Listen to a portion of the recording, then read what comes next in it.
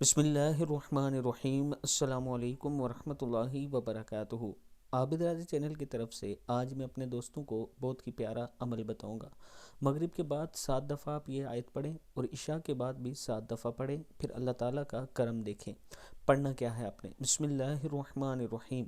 وَلَا تُؤْمِنُوا إِلَّا لِمَن تَبِعَ دِينَكُمْ قُلْ إِنَّ الْهُدَى هُدَى اللَّهِ أَن يُؤْتَى أحد مثل ما أوتيتم أو يحاجوكم عند ربكم قل إن الفضل بيد الله يؤتيه من يشاء والله واسع عليم يختص برحمته من يشاء والله ذو الفضل العظيم۔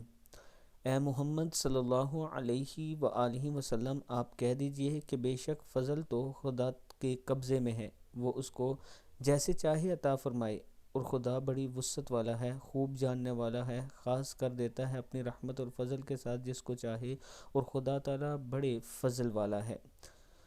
سورہ آل عمران کی آیت ہے، اس کو آپ پڑھتے رہا کریں۔ جیسے میں نے آپ کو بتایا، اللہ تعالیٰ آپ کی زندگی میں بہاریں لے آئے گا۔ السلام علیکم ورحمۃ اللہ وبرکاتہ۔